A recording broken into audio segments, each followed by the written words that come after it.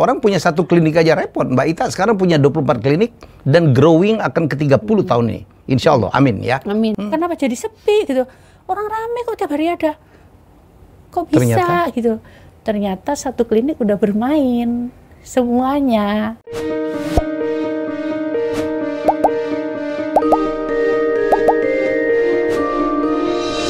Ya, jadi ini tamu saya istimewa ya. Jadi saya juga belajar banyak. Ini dia memang ikut belajar dengan saya beberapa seminar, tapi saya melihat wow, perkembangannya luar biasa dan selalu mau belajar. Ini Steve Jobs banget. Stay hungry, stay foolish, itu kata Steve Jobs. Ya, tetaplah lapar dalam arti mengejar sesuatu yang dalam arti kalau kita bisa mendapatkan kekayaan dan kita bisa membantu orang, kenapa tidak? Dan tetaplah merasa bodoh untuk terus belajar. Ya, Dr. Gigi Ita Lestari sudah bersama saya. Assalamualaikum. Waalaikumsalam warahmatullahi wabarakatuh. Grogi ya? Ya, terima kasih ya udah diiniin Harus diajak dong. ke sini gitu. Luar biasa supportnya, luar biasa selama ini belajarnya top ilmu-ilmunya. Bayangkan Mbak Ita ini memiliki 26 klinik gigi. Ya betul ya? 26 ya? Iya. Mereknya FDC. FDC. Jadi kalau Anda ketemu FDC ada di mana-mana dan kliniknya keren. Kliniknya itu kayak kafe. Saya waktu pertama kali diminta ya diundang oleh beliau untuk merawat gigi dan saya datang. Wow. Ya, ada yang kayak kafe di London, ada kayak kafe di Italia. Itu kan konsepnya begitu ya Mbak Ita ya? Iya. Jadi memang kita buat konsep seperti itu karena kita ingin hadir untuk menjadi jawaban atas tantangan yang ada di masyarakat. Apa kan tantangan? kebanyakan kan masyarakat itu takut pergi ke dokter gigi, Iya, gitu takut kan ya. dicabut ya, Nah, terus. takut lah ini ke dokter gigi. Makanya kita buat satu environment yang masyarakat itu jadi kok beda ya, rasanya seperti ke kafe ya, ada rasanya yang seperti ke bioskop ya, seperti itu. Jadi dibuat nyaman dari suasana, kemudian dari dokter-dokternya juga dibuat dokternya yang ramah. Jadi makanya visi kami ini adalah mengedepankan klinik gigi, ya, klinik gigi yang mengedepankan customer experience. Jadi visinya seperti itu. Membuat customer itu tidak takut ya, dan merasa dilayani dengan baik. Iya, karena kami sekarang ini melakukan survei lah. Apa sih yang ada di masyarakat? Ternyata ada 3 hal terbesar di masyarakat, yaitu mereka itu takut ke dokter gigi. Takut, menakutkan. Iya, menakutkan. Kemudian yang keduanya lagi adalah mahal. Mahal, ya, karena apa? Dokter gigi satu dengan yang lainnya, ini kok harganya beda-beda. Ya, kemudian yang ketiga itu adalah lama nunggunya, gitu ya. Nah, dari sini akhirnya kita daripada muter di masalah, kita akhirnya keluar apa ya kira-kira solusi yang kita bisa hadirkan untuk masyarakat. Bagaimana masyarakat itu tidak takut untuk ke dokter gigi, yaitu dengan visi kami ya, gimana mengedepankan customer experience. Jadi customer itu bagi kami adalah marketer kami yang mau ya menjadi ambasador kami 24 jam tanpa dibayar. Ya, itu marketer kami gitu. Jadi pada saat ditanya siapa sih customernya, apakah yang ada di depan? Bukan, customernya itu adalah teman-temannya yang di rumah, saudara-saudaranya yang di rumah, bukan yang sedang berhadapan sama kita. Gitu, sehingga apa? Sehingga dalam melayani dengan all out customer experience. Sehingga apa ya? Mbak Ita tahu dari mana tentang customer experience? Ini kan ilmu baru ini. Kalau customer experience ya itu belajar dari pengalaman sendiri sih sebenarnya, gitu ini kan ilmu ya. baru. Oh iya. Ya karena apa? Karena kalau mau mahal-mahalan, bagus-bagusan tempat, gitu kan ya. Ya pasti akan ada di atas langit akan ada langit, gitu kan ya. Di atas langit ada langit. Ya, betul. Tapi apa sih dokter gigi di mana-mana banyak kok, gitu ya. Dan apa ya yang membuat orang itu kebawa sampai mati? Itu pengalaman apa yang membuat dia kebawa sampai mati sehingga ingat kemudian dimanapun dia akan ingat sama kami gitu. Itu FDC, sama FDC. Itu yang kita sampaikan. Jadi Mbak Ita tahu ya, saya break sebentar. Ini karena dosen saya ini kan begini nih. Jadi customer experience itu adalah satu knowledge baru. Dulu kan orang nyebutnya, ada yang nyebutnya customer satisfaction, customer relation. Ini beda. Customer experience itu adalah bagaimana upaya perusahaan untuk memberikan pengalaman yang menarik, yang mengesankan supaya datang kembali, mengurangi komplain, merekomendasikan, itu dahsyat. Dan ini ada organisasinya Mbak Ita, namanya ICXP, Indonesian Customer Experience Professional. Dan saya adalah ketua dewan pengawasnya. Oh gitu. Wah gila, muridku udah main di situ tuh. Jadi dia melakukan malah. Kalau aku cuma ngawasin aja. Jadi setelah dulu saya dipecat dewan pengawas, saya sekarang menjadi dewan pengawas di banyak organisasi. Jadi Mbak.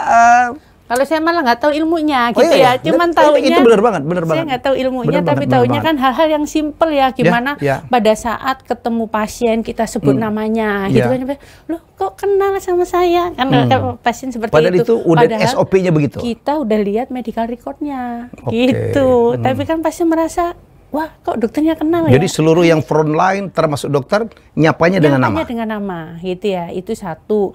Kemudian ya hal-hal kecil. Terus customer experience berikutnya itu yang kami ciptakan itu adalah saya selalu men-train ya dokter-dokter itu bahwa dokter sebagai apa gitu loh ya. Lebih ke arah sebagai edukator.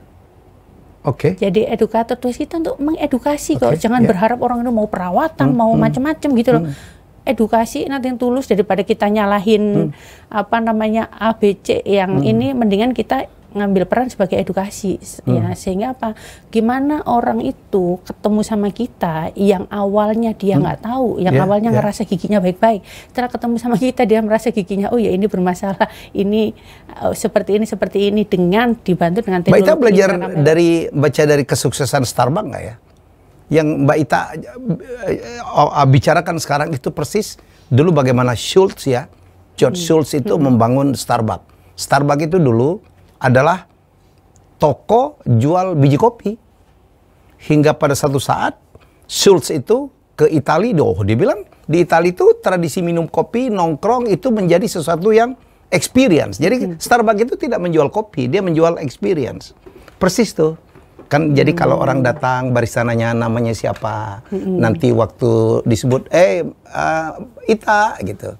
Jadi orang tuh disebut namanya, padahal kan ditanya dan ditulis di gelasnya. Itu persis.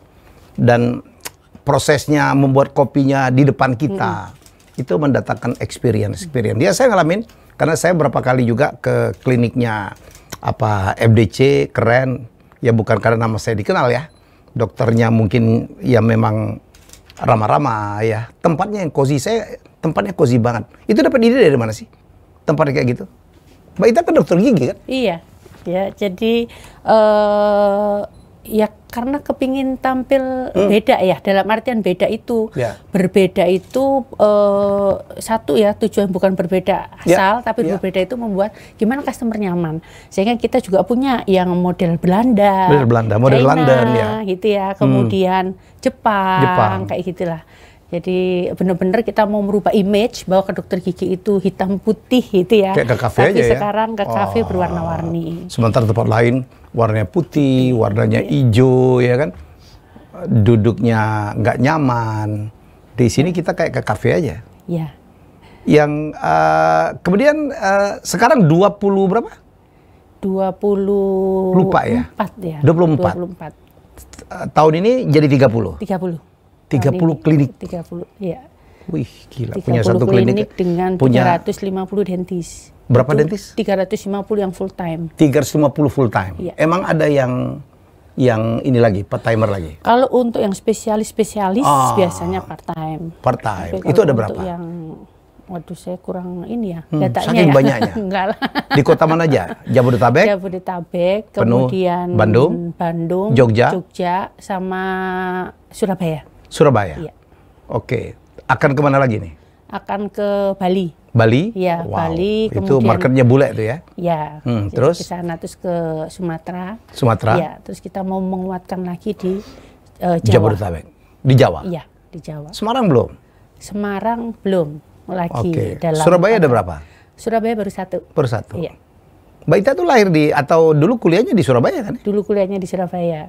Ketemu si Mas juga Surabaya? Enggak, ketemu di Jakarta. Gitu. Sama-sama lah remaja Masjid Al-Azhar zaman dulu.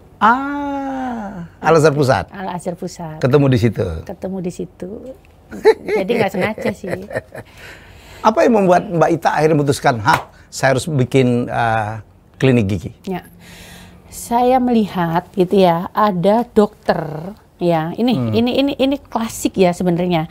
Ada dokter yang rame banget, ada dokter yang sepi banget. Ya, pada saya ada pasien yang ngomong dokter. Ada yang rame banget, ada yang sepi banget. Kemudian pasien ngomong, oh dokternya enak, dokternya nggak enak. Terus di situ berpikir emang dokter makanan gitu enak apa enggak gitu ya.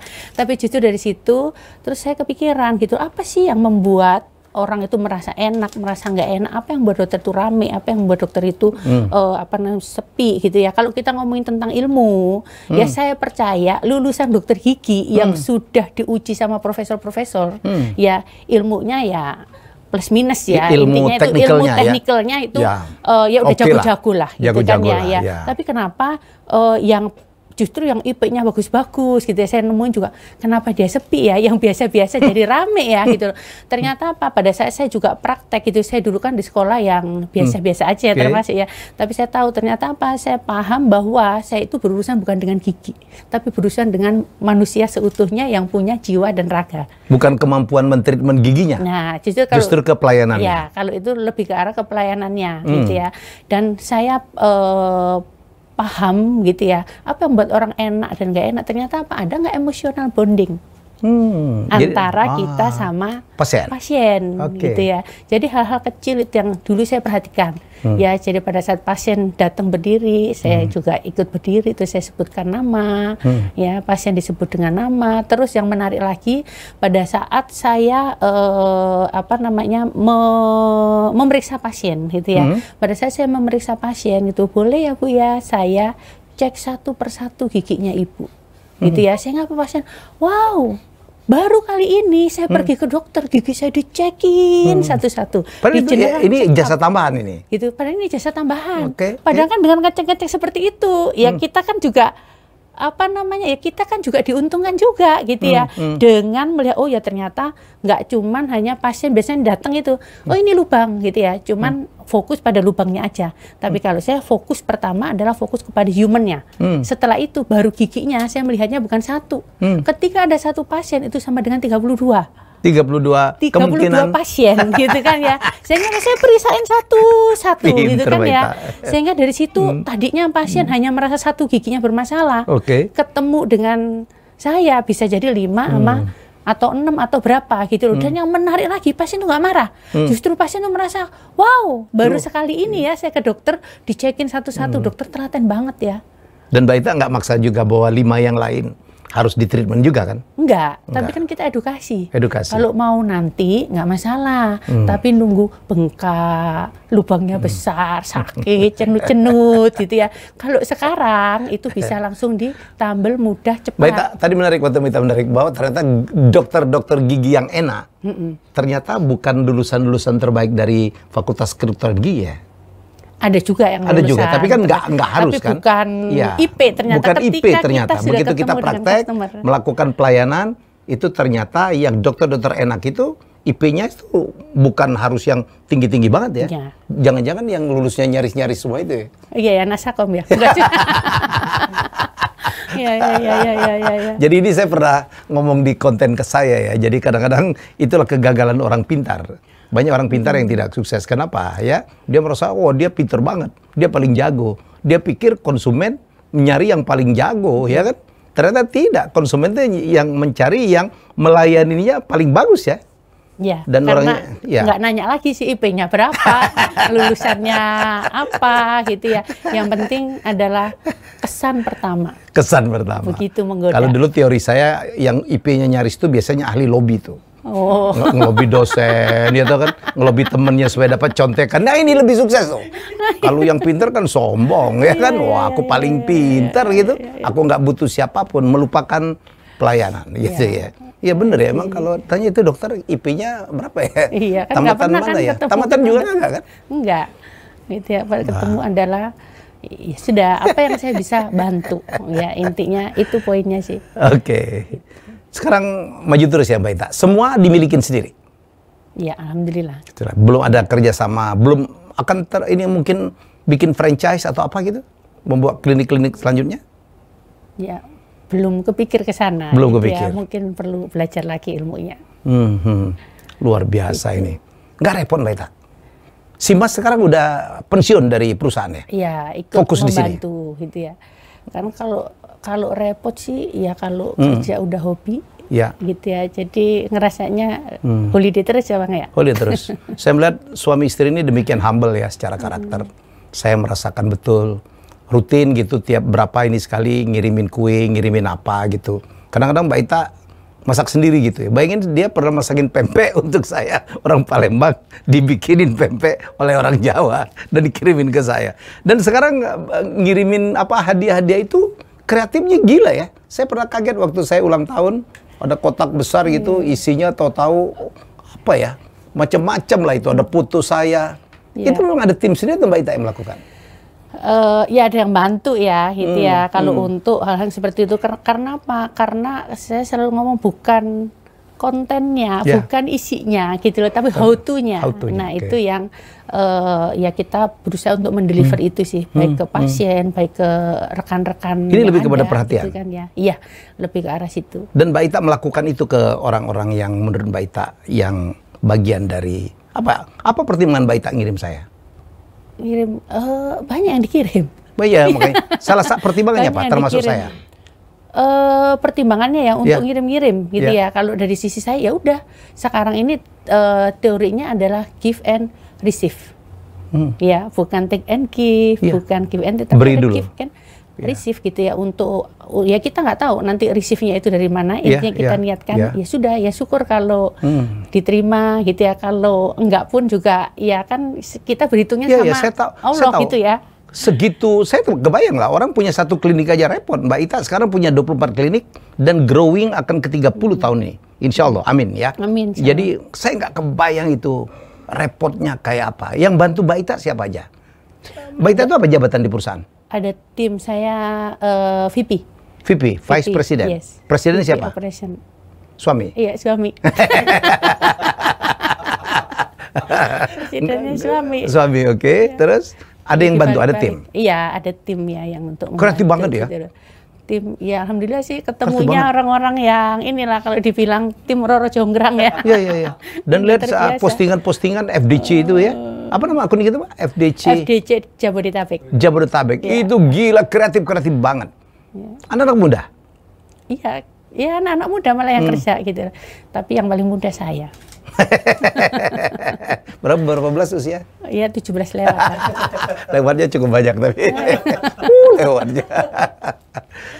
Tapi Mbak Ita, apalagi ya dalam berbisnis itu cirinya Mbak Ita di samping mengejar apa ya kejayaan dalam ekonomi lah ya, peningkatan pasti ujungnya kan apa keuntungan ya, memang berbisnis keuntungan. Apalagi mungkin ada purpose yang lain? Iya. Jadi saya belajar Bang ya dari sejak kuliah gitu kan ya. Jadi dulu kuliah itu saya melihat di kampus ya, itu kan zaman dulu kuliah fotokopi. Ya. Nah ternyata fotokopi di kampus mahal. Pegawainya makin banyak yang fotokopi makin jutek gitu kan ya. Akhirnya dari situ saya berpikir gimana ya caranya ya teman-teman itu bisa mendapatkan fotokopi mudah di depannya langsung nggak usah ngantri. Kemudian harganya murah. Akhirnya apa? Saya di situ kerjasama lah sama tukang fotokopian lah dengan saya bisa ngasih berapa puluh ribu lembar dalam tiap minggu. Langsung harganya kan jauh banget lebih murah. Mbak Ita itu pengusaha apa? Bisnis fotokopi. Loh, sama kan dengan saya, sama juga dengan Dr. Gigi Hairul Tanjung ya. Iya, Pak Cete gitu ya. Nggak pernah baca tentang Pak Cete? Baca. Dia malah kalau nggak salah di kampus itu dia taruh mesin fotokopi itu. Nah, itu yang luar biasa. Nah, akhirnya kan dari situ terus saya itu cuma berpikir manfaat ya. Gimana teman-teman nggak usah ngantri, nggak usah pakai dijutekin. Ini memperhitungkan pelayanan tadi ya. Nah, akhirnya saya coba di situ. Terus kemudian saya oh ya sudah, saya ngomong sama teman-teman, siapa yang mau membantu saya nanti dapat fotokopi fotokopi yang gratis, tiba-tiba saya punya 10-20 asisten. Gitu ya. Wah, dia catetin, dia ini siapa-siapa gitu ya. Jadi kemudian ya udah saya kirim ke fotokopi, kemudian udah jadi, saya kasih ke teman-teman, dia yang bantuin ya mendistribusikan, menerima duitnya. Terus saya dapat uang banyak. Sebulan waktu itu zaman tahun 96-97 saya bisa dapat 5 juta sebulan. Ini di Erlangga? Iya. Berapa juta? 5 juta. Masya Allah. Dari fotokopian. Dari padahal katanya PNS atau apalah gitu ya, saya kurang paham ya. Itu gajinya 800.000 tahun-tahun segitu. Saya udah biasa dapat 5 juta. Terus saya di situ tuh berpikir gitu kan ya, saya nggak kepikiran uangnya waktu awalnya. Tapi dari situ saya mendapat pelajaran bahwa ketika kita melakukan apapun dengan niat untuk menebar manfaat, uang itu akan ngikut datang sendiri. Gitu loh. Uang adalah konsekuensi. Ya, jadi berbeda ketika kita oh ya, uangnya berapa gitu ya. Nah, Baita dulu jadi ketua kelas? Enggak. Kalau saya dulu jadi ketua kelas.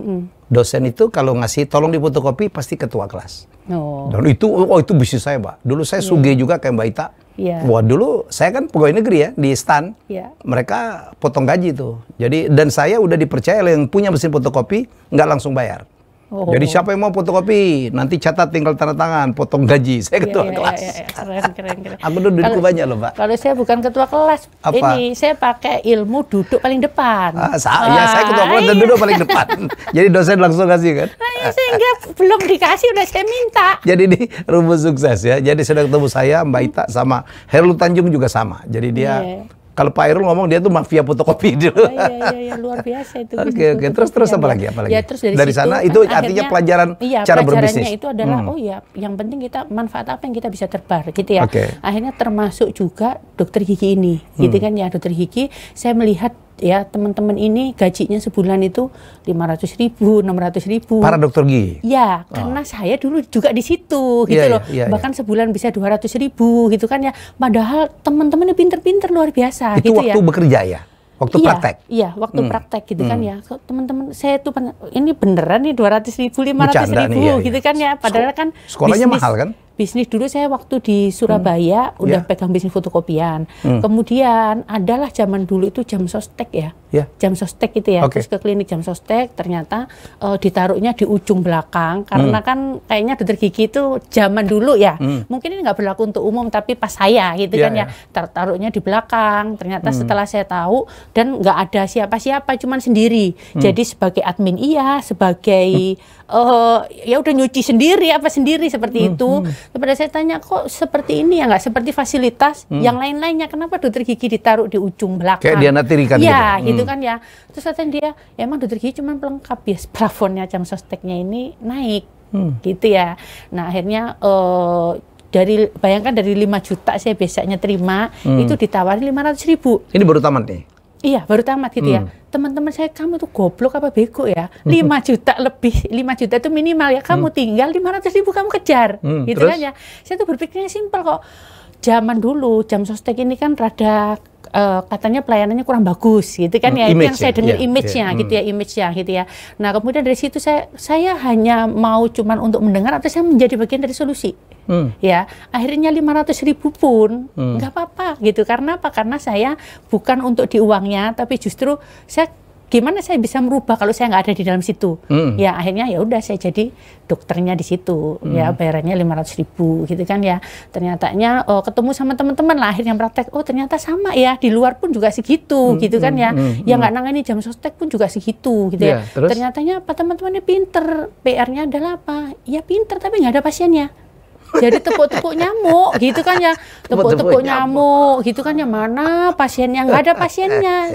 Jadi waktunya mengalir begitu saja gitu ya. Terus dari situ akhirnya saya coba untuk saya terapkan lah ilmu untuk customer experience lah, gimana pokoknya udah nggak usah ngeliat uangnya walaupun jam sostek ya, nggak ada ininya. Zaman dulu itu malah ada satu pasien yang dia mau operasi gigi bungsu gitu ya, kemudian datanglah ke saya.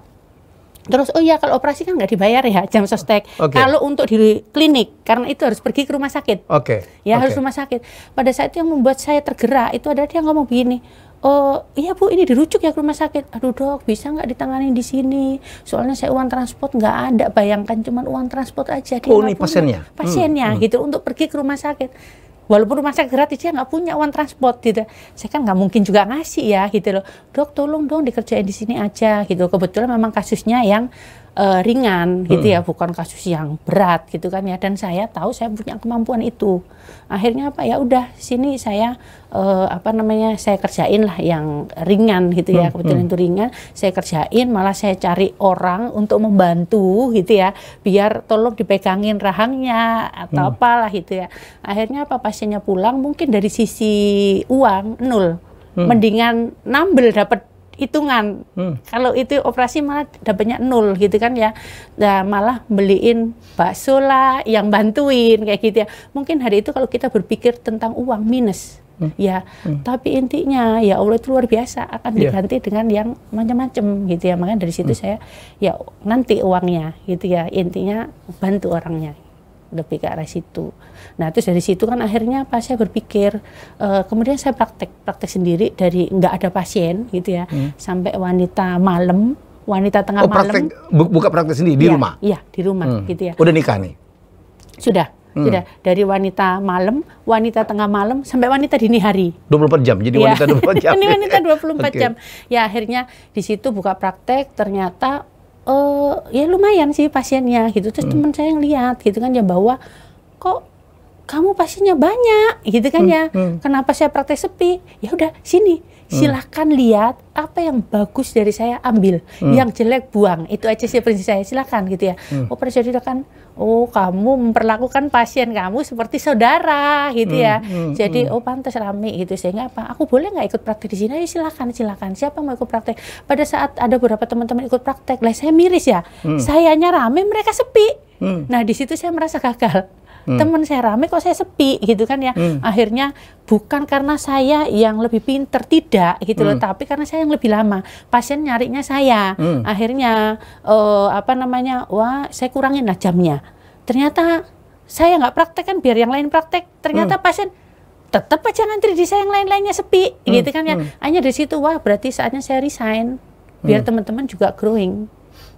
Gitu. Sejak itu Mbak Ita? Ya, saya itu terus saya nggak praktek biar teman-teman yang praktek gitu. Jadi awalnya ya saya, oh ya sudahlah, ya udah teman-teman praktek, saya sempat salah langkah gitu ya, nggak istiqomah lah di jalan ini. Saya istiqomahnya baru 2016, ya sudahlah, sudah ada yang praktek, saya malah mainan yang lain lah gitu, bisnis kan lain. Ya bisnis lain gitu kan ya. Ya sudah ini, akhirnya tahun 2016 kok makin lama makin down gitu ya. Kok teman-teman yang ikut di saya nggak maju.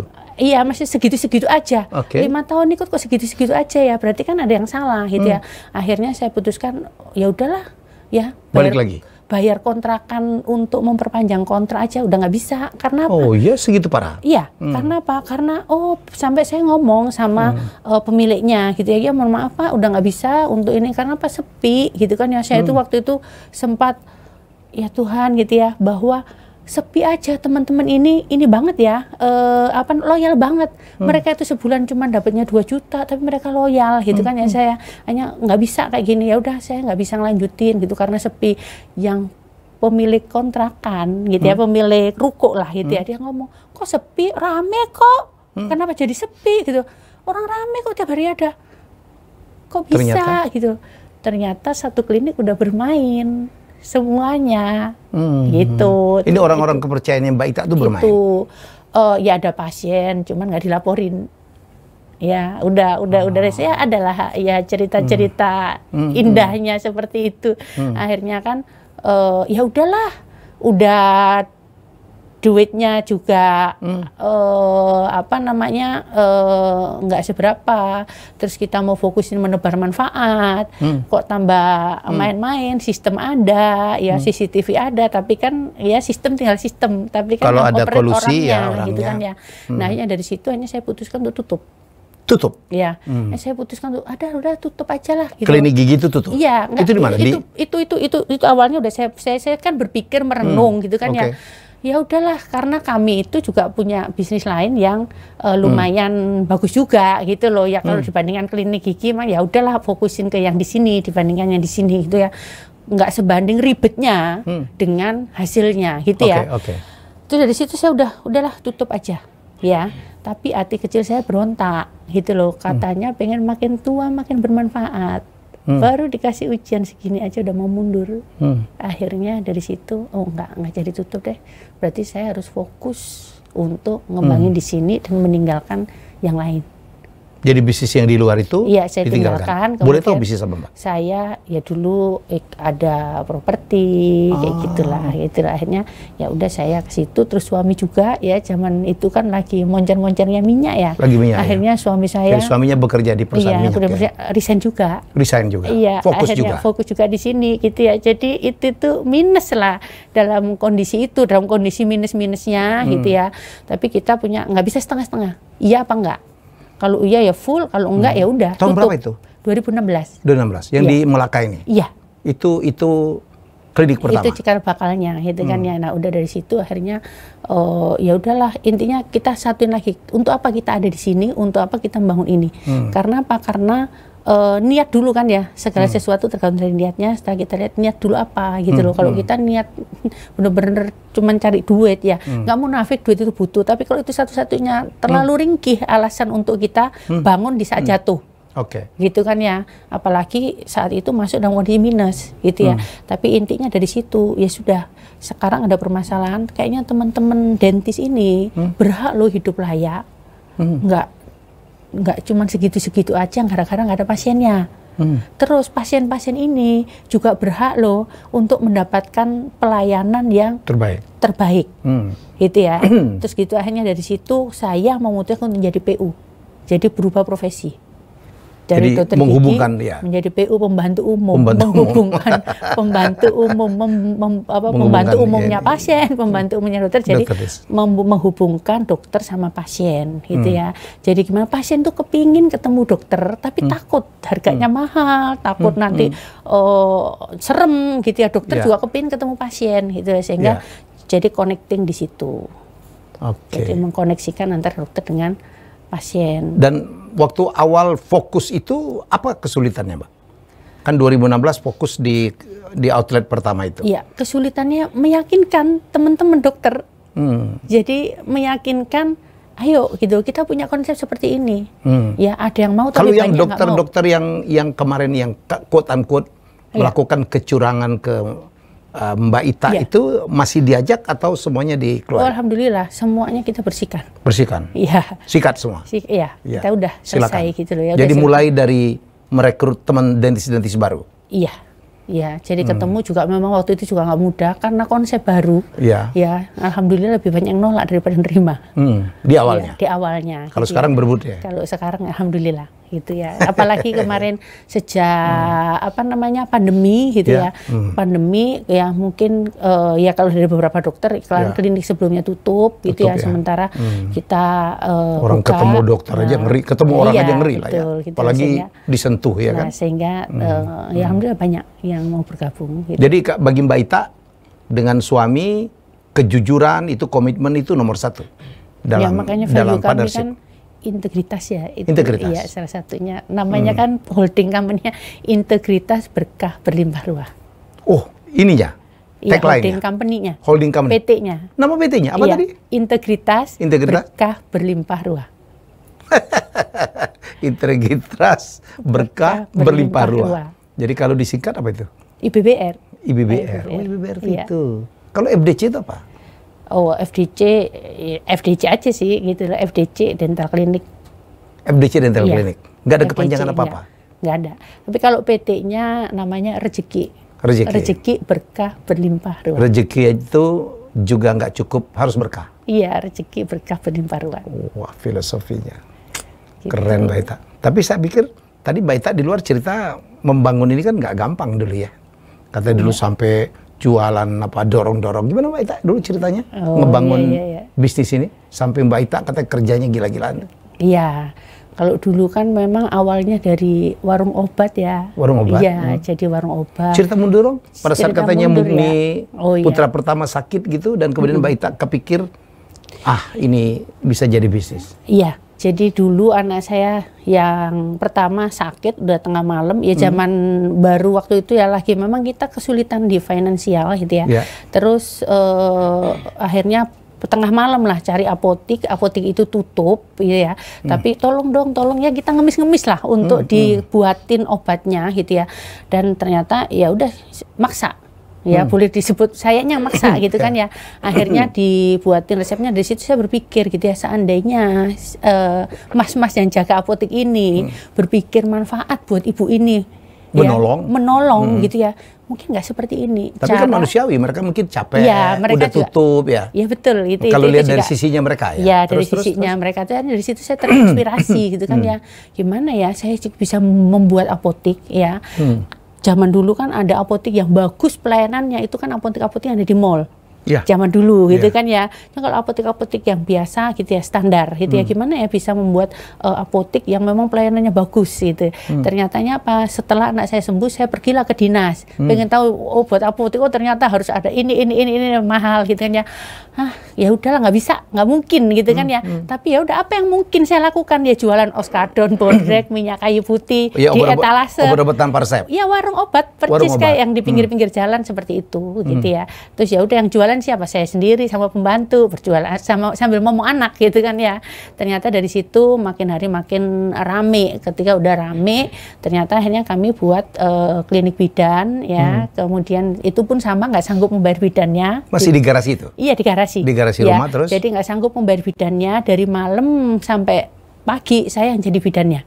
Ya, bukan menjadi bidan untuk menolong sih, tapi untuk membantu untuk menerima pasiennya. Akhirnya saya jadi bidannya, kalau tengah malam datang gitu ya, terus nyari, udah nerima pasiennya. Dulu belum ada ojek, saya udah jadi ojek.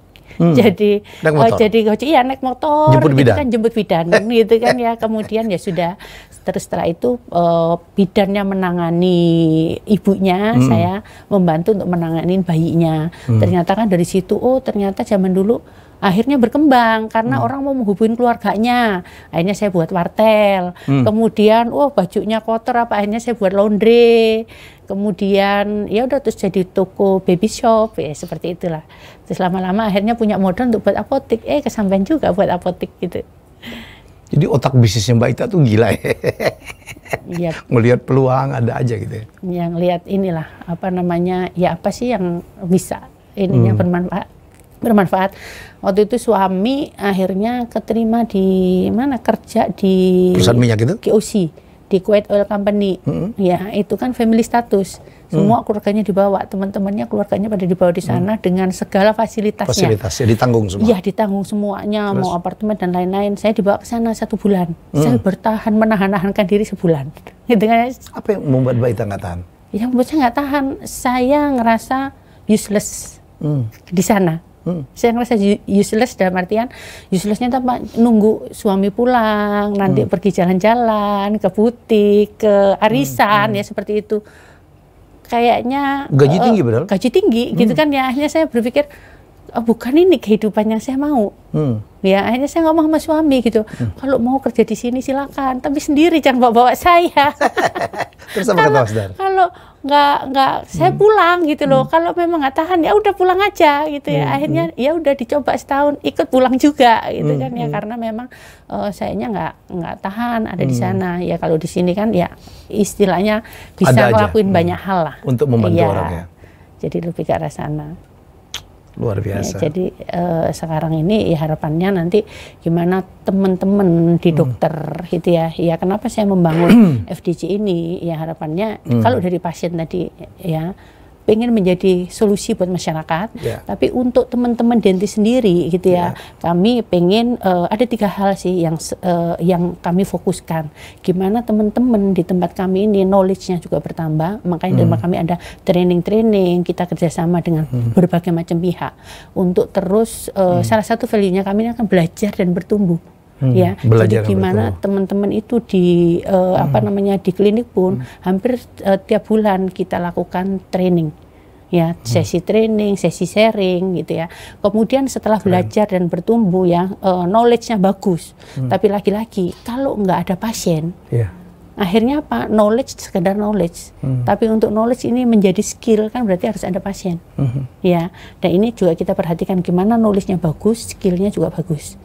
ya itu gimana caranya ya kita itu bisa membantu teman-teman dokter ya memperkenalkan kepada khalayak ramai bahwa di sini itu ada dokter, sehingga apa pasien yang perlu dokter nggak perlu bingung-bingung, dokter yang perlu pasien juga nggak perlu bingung-bingung, akhirnya terkonek ya.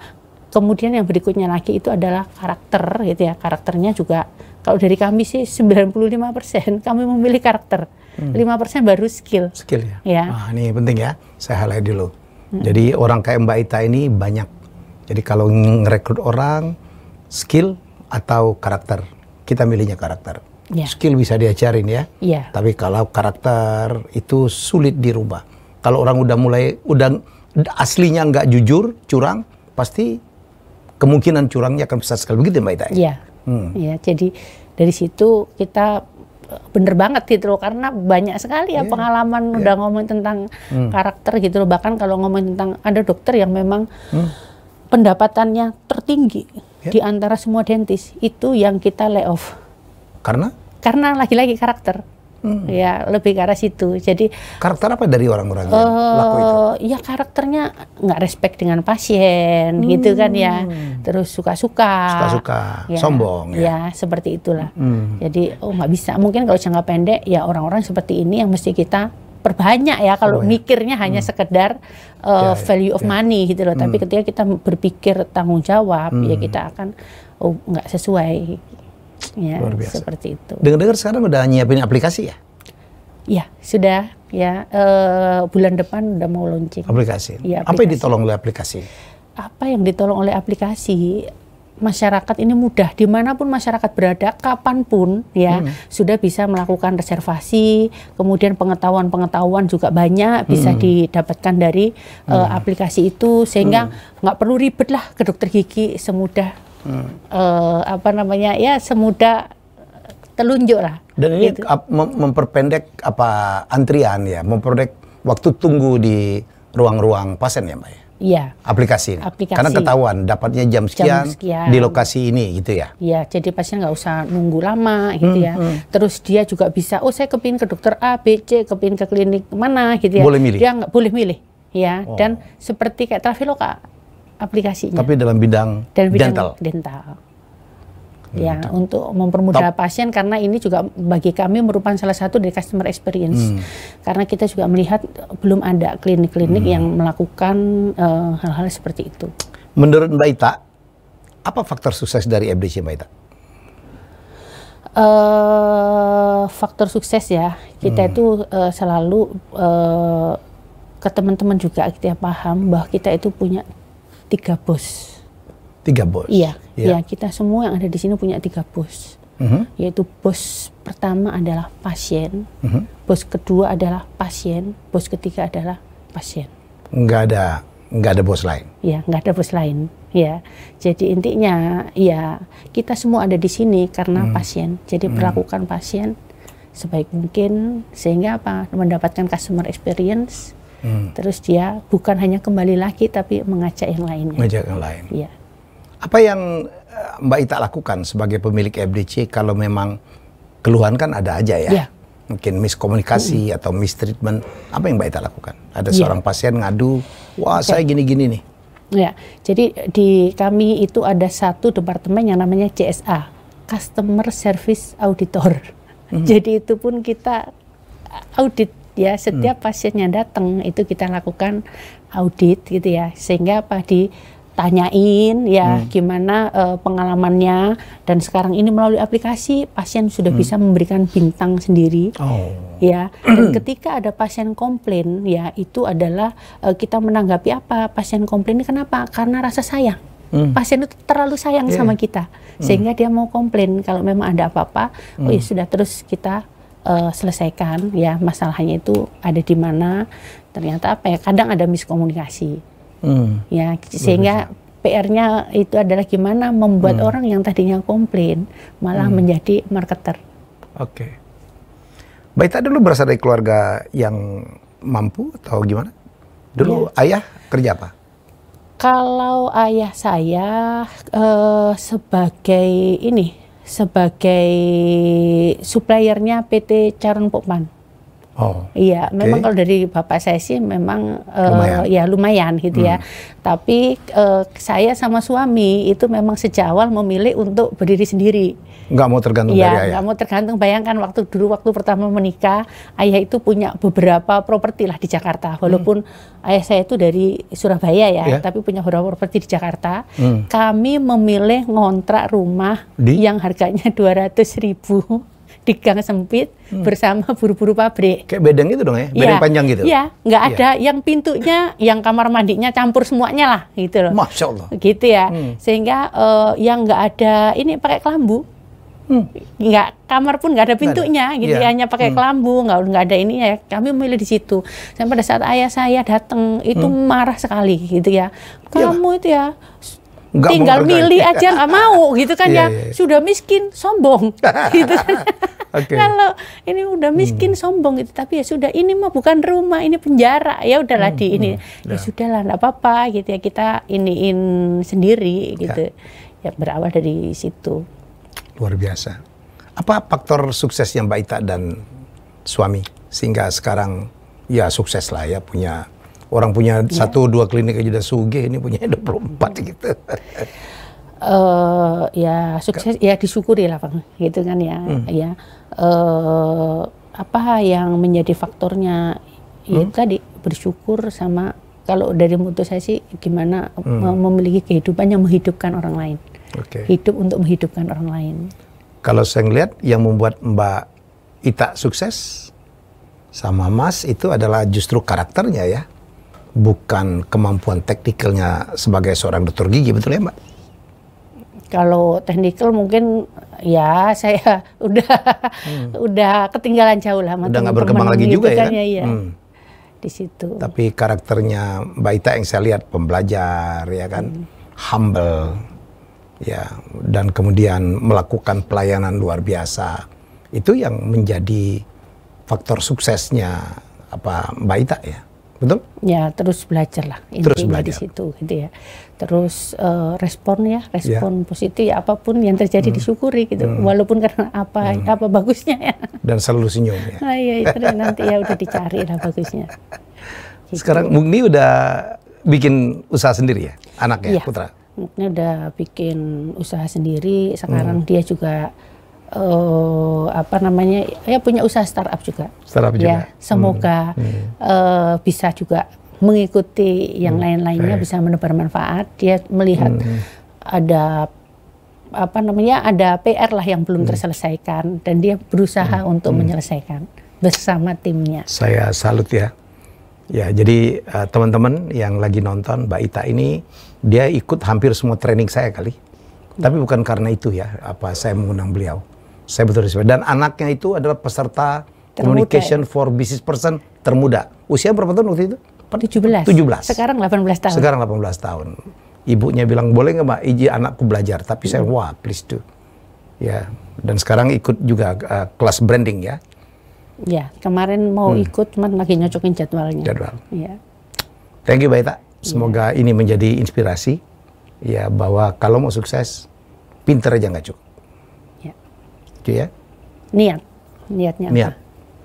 Mbak Ita, ada hadiah dari saya, ini buku saya terbaru, belum beredar loh ini. Ini cerita perjalanan saya mencapai sukses. Saya justru melihat, judulnya Connecting Dots. Jadi saya melihat kekecewaan, kegagalan saya masa lalu, itu faktor sukses saya. Saya 3 kali kalah pilkada, itu saya syukurin. Dulu, wah kesel gitu, bangkel. Duit habis, tenaga habis, tapi saya diselamatkan. Ya kan, gagal masuk fakultas kedokteran karena bapak miskin, itu juga saya syukurin. Oh, berarti kita senasib dong, Bang.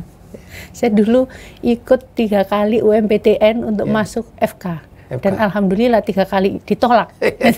Pasti ada rahasia Allah. Ternyata, inilah sekarang kenapa ditolak. Termasuk saya dipecat jadi Dirut TVRI.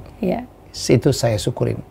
Kalau saya tetap di sana, sampai sekarang saya jadi Dirut, enggak, saya jadi YouTuber, enggak jadi public speaker. Ini saya persembahkan Mbak Ita, semoga menjadi inspirasi. Ditunggu Mbak Ita juga harus nulis buku lah. Ya dong, biar sharing. Dulu pernah sih dulu. Bisa. Disempatkan. Siap. Jadi ilmu, pengalaman itu jangan dibawa mati Mbak Ita. Ditularkan. Ditularkan, dijadikan inspirasi. Semoga yang nonton ini juga mendapatkan inspirasi. Baik, itulah wawancara saya dengan seorang perempuan istimewa, humble ya, sangat sederhana, terus belajar ya, dan orang nggak pernah tahu memiliki 24 klinik gigi yang wow banget ya, desainnya keren banget. FTC. Sukses terus untuk Mbak Ita, sukses terus untuk Anda semua ya. Bye-bye, kita jumpa lagi dengan tamu hebat saya selanjutnya. Terima kasih sudah menonton Helmiah Bicara. Jangan lupa untuk like, komen, share, dan subscribe.